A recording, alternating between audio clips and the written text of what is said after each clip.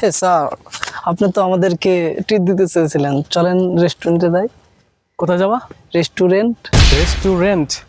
Yes. না, তোমাকে তো ট্রিট দিতে যাবো না। এটা কি রেস্টুরেন্ট? তোমাকে আমি কি শিখেলাম তুমি বুঝলাম না। এটা প্রোনাউন্সিয়েশন কি রেস্টুরেন্ট হবে? ভিউয়ার্স, এটা প্রোনাউন্সিয়েশন কি হবে? আপনারা কি রেস্টুরেন্ট বলেন? যদি রেস্টুরেন্ট বলে থাকেন তাহলে কি এটা ভুল? আজকে থেকে রেস্টুরেন্ট বলবেন না, এটার প্রোনাউন্সিয়েশন হবে রেস্টুরেন্ট। কি হবে? রেস্টুরেন্ট।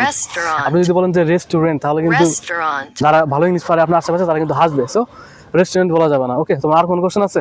স্যার, আপনি দেখতে পাচ্ছেন যে জায়গাটা অনেক ডিফারেন্ট। কি হবে? ডিফারেন্ট। ডিফারেন্ট। তুমি একটা ইংলিশ ভালোভাবে বলতে পারো না, তোমাকে কি শিখালাম? তারা কি ভাববে? আমার স্টুডেন্ট এগুলো পারে না। এটা কি হবে? এটা কিন্তু ডিফারেন্ট হবে না, এটা হবে কি ডিফারেন্ট। ডিফারেন্ট, আশা করি বুঝতে পারছেন। ডিফারেন্ট হবে।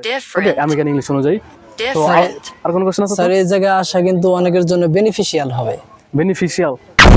এখানে একটা এলাকায় আসছে, এখানে আশেপাশে অনেক শিয়াল টেল থাকে। আপনারা কি এরকম ইংলিশে শিয়াল টেল বলেন কিনা? যদি এরকম শিয়াল টেল বলে থাকেন তাহলে কিন্তু পুরো ইংলিশ ভুল, মানুষ হাসবে। এটা শিয়াল টেল হবে না, এটা হবে বেনিফিশিয়াল। বেনিফিশিয়াল। সো বেনিফিশিয়াল বলবেন। আর টেল কি বেনিফিশিয়াল।